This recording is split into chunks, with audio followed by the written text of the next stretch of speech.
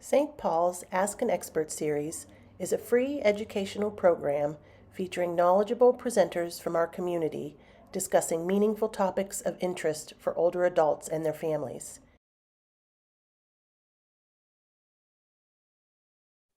Hello and welcome to Ask an Expert. My name is Michelle O'Malley. I serve as the Client and Staff Development Coordinator for Without Walls Home-Based Services Department here at St. Paul's Senior Living Community in Greenville, PA. Over the past several years, Ask an Expert series was typically presented on campus with a panel of experts in a room full of attendees. That was pre-pandemic. Then welcome COVID. Many of the Ask an Expert episodes were filmed with a host and a guest expert sitting socially distanced with no one attending in person. Facebook has given us this platform on which to share our educational programs with the community. We are very excited today about this particular episode.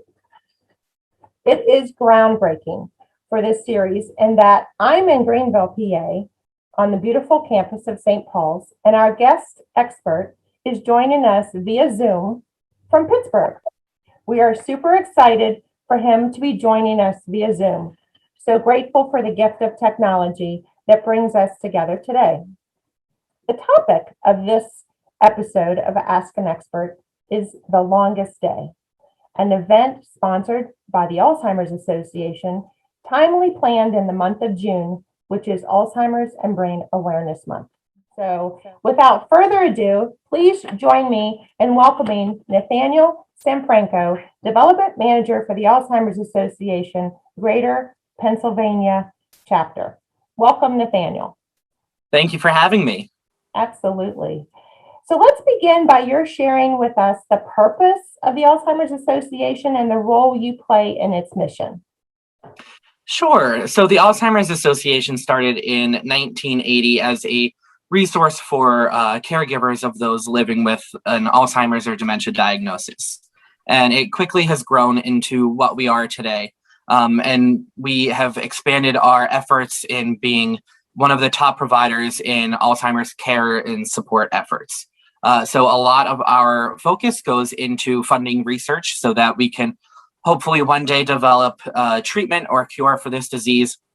But we also fund our support groups and education programs and all sorts of things that help people to understand Alzheimer's and all other dementia and navigate through a diagnosis as well. So my role as the development manager, I work on the Longest Day event. And the Longest Day is one of our signature fundraising events in which participants take their passions, hobbies, and interests and put them into a fundraiser for the Alzheimer's Association. So we have people doing anything you can think of, really. We have people that are biking, we have people that are hiking, we have people that are baking, we have people putting on parties and cookouts, just doing anything they love to support our mission. And the Longest Day falls on the summer solstice, which is June 20th. So it's just a couple days away. But we have people that fundraise year-round. As we know, the fight against Alzheimer's is also a year-round effort. So the Longest Day season starts in September and ends in August. And we have people that, like I said, sign up and do their fundraising all year long. Very cool. Very cool. That's terrific. I've seen firsthand how long the days can be for individuals who have Alzheimer's. Their confusion and anxiety, often their ability to understand or express themselves can create what sometimes feels like endless moments. But I've also experienced firsthand how long the days can be for someone caring for a loved one with Alzheimer's. My mother has been in what is often referred to as the last stage of Alzheimer's, but she's been in that stage for many, many months. And my father is her primary caregiver. And even though he has support from hospice and family and friends and volunteers, he bears most of that responsibility of caring for her in the home 24/7. And his days are very long. So it's not only the person who has this, cognitive decline, this Alzheimer's disease, but it's also anybody who's caring for them as well. So tell us what all we need to know about how we can help celebrate the longest day.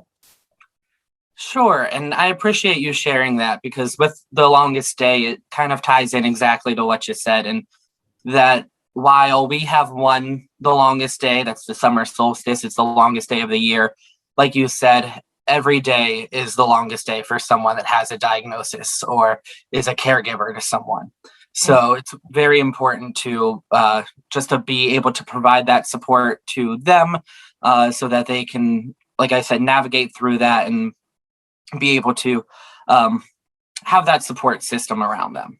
But with the longest day, if anyone is interested in joining the fight through this event, it's very easy to get involved. So there's a website we have. It's just alz.org/TLD for the longest day.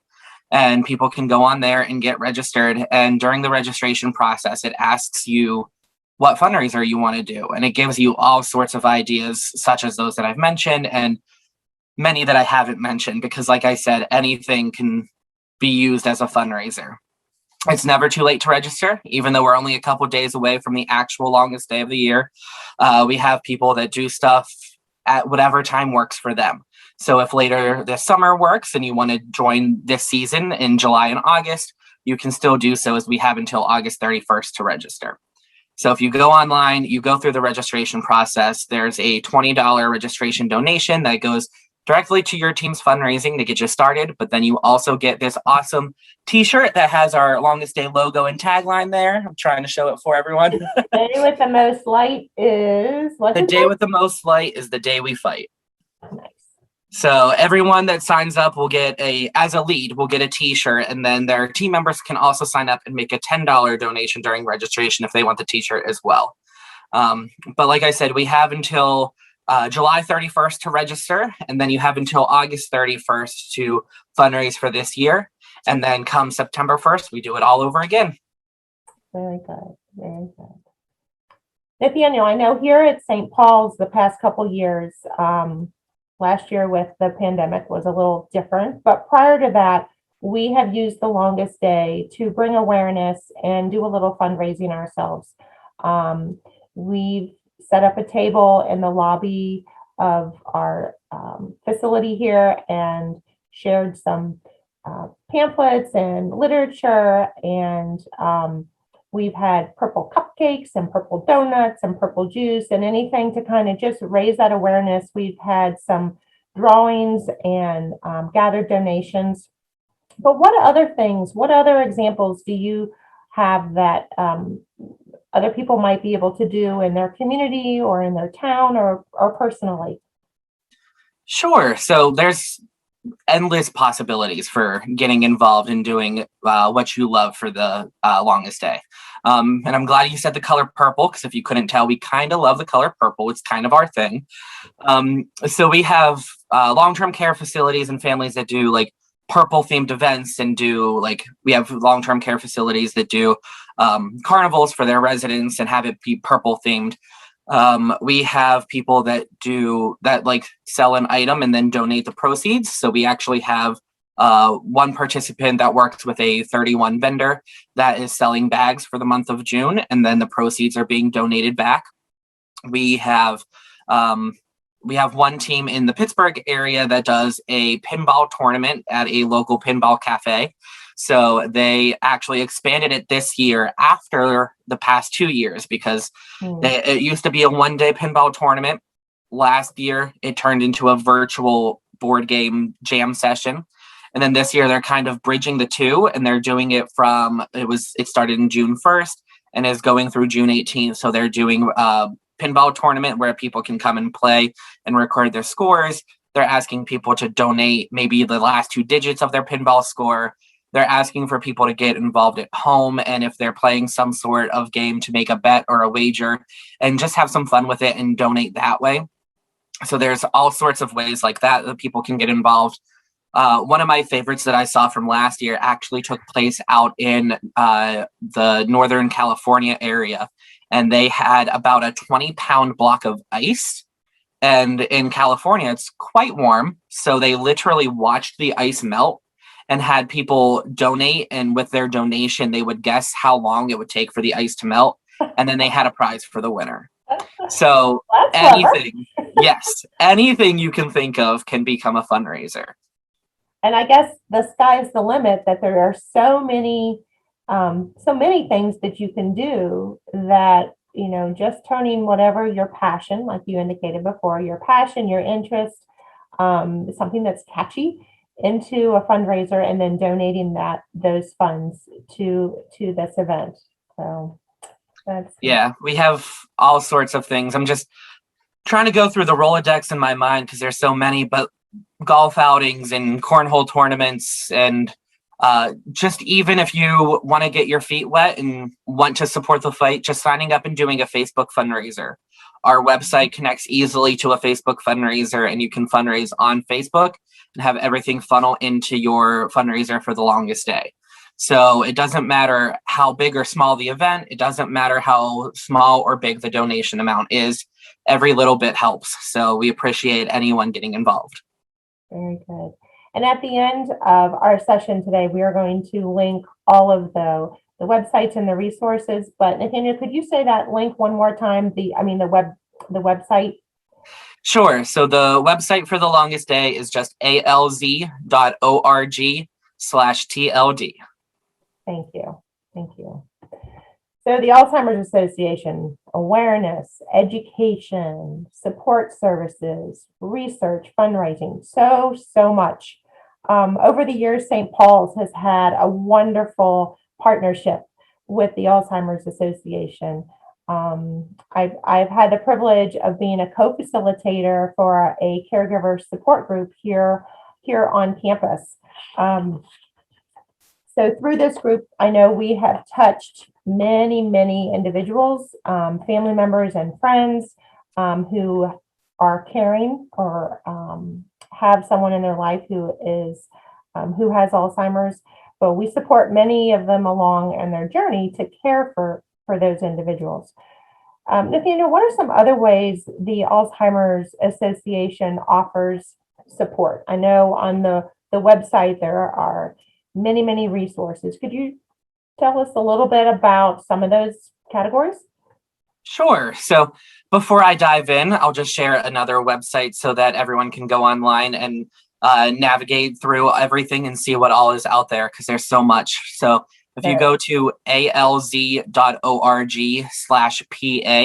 that is our local Greater Pennsylvania chapter website through the Alzheimer's Association. So that's where you can find the local resources and local information for our chapter, which covers 59 of the 67 counties in Pennsylvania. So it's not just here in Greenville or here in Pittsburgh.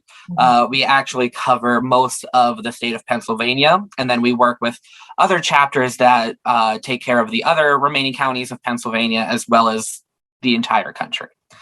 So if you go to that website, you can find all this information. But like Michelle said, we have support groups that are opportunities for caregivers to attend to have that support from one another and the support group facilitators as they're going through a diagnosis with their loved ones. We have free education programs that we provide to the community. So we do those. We have about 5 or 6 maybe that are like our core programs, and then there's more beyond that. So such as the 10 warning signs of Alzheimer's, or understanding Alzheimer's and dementia, healthy living for your brain and body. Those are all some of our education programs that are free to the public. So we partner with different organizations such as St. Paul's or UPMC or the local library system. We just find partners in the community that want to host those programs so that we can get the education out for everyone. So if you are interested in those, we can work with you to find an opportunity either that is currently going on that you can attend, or that if you are interested in putting one on yourself and hosting one, we would be able to work that out as well. But also, in addition to the education programs and support groups, like I said before, we fund a lot of research. We are actually the largest nonprofit funder of research for Alzheimer's and dementia. and we are the third largest funder of Alzheimer's research in general, just behind the US and the Chinese government. So we do a lot of that to help advance the science behind being able to diagnose, treat, prevent Alzheimer's and dementia, and really understand what the disease is. We also have our advocacy efforts. So we have our Alzheimer's Impact Movement, which is the advocacy arm of the Alzheimer's Association. And they do things such as advocating for policy change in local, state, and federal government. Recently, one thing that we were celebrating is with House Bill 464, which passed the House and Senate, which will allow more unpaid caregivers better access to respite services, higher reimbursement for supplies, home modifications, counseling, training, and more. So it's just an opportunity to have those resources available to those caregivers, because a lot of caregivers are family members and they go unpaid and they're at home and need those resources. So this is an opportunity to be able to have those resources available for the caregivers. And Fiona, can I ask how that connection is made? How, if someone who is watching this or learns about the Alzheimer's Association, and then you are talking about those resources that are available, how is that connection established? So the connection from someone reaching out initially? Yes, from a caregiver, someone who's caring for their loved one with Alzheimer's, and the resources that are available through the association. Sure. So there's a couple ways to get connected with us initially. I will always say that our website, alz.org, is the hub of all of this information and so much more. So having it at your fingertips is a great resource, for people to have, to be able to go online, find local resources, and so much more. We also have our 24/7 helpline, which is available in over 200 languages. So we have trained professionals that are ready to answer the phone, answer your questions, be there as a resource for you at any time, day or night. So, for example, if you are a caregiver and you are caring for someone with Alzheimer's that's experiencing sundowners, so they are awake during the night and sleep during the day, and you need help navigating that, calling the helpline and finding out some resources is a great way to do that. So that helpline number is 800-272-3900. Again, that is 800-272-3900. So any of the information that is on our website can also be found through our helpline, and they can also help you navigate the website to find more information. And then with our education programs and support groups, due to COVID, as Michelle said, that kind of it was introduced to us last year, and we're still navigating through that. Our support groups and education programs have been virtual for the past more than a year now. So we are still carrying those out virtually at this time for everyone's safety. So you can check out our community resource finder, which is in partnership with AARP. And to find that, if you go to alz.org/CRF for Community Resource Finder, it will take you to the website there where you can find Alzheimer's Association support groups, education programs, stuff through AARP, but then there's also buckets where if you're looking for long-term care facilities, you can search for those as well. So it's a whole hub of information that isn't just ours, but it's available to the public as well, to let you know that if you need an elder care lawyer, there's a whole network of resources on there to find for you. Wow, so much. It's almost so many different resources that we could probably have an Ask an Expert series on each one of those topics.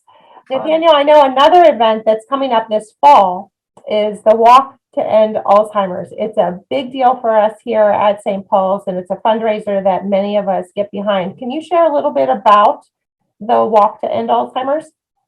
Sure. So the Walk to End Alzheimer's is our other signature fundraising event for the Alzheimer's Association. And there are actually over 600 walk events that take place across the country. So it's a great opportunity for local communities to come out and support the fight to end Alzheimer's through another fundraising event. So we have teams that fundraise throughout the year and the local community. We have sponsorships as well. So it's a great opportunity to join in the fight to end Alzheimer's with others in your local network. So the Shenango Valley Walk to End Alzheimer's event is scheduled for this fall, like Michelle said. The walk events typically take place between September and October. So the Shenango Valley Walk to End Alzheimer's event is scheduled for Saturday, September 18th at Buell Park. It's at Shelter 1, which is in Hermitage, PA. So if you are in the Shenango Valley area, please come out, support that event.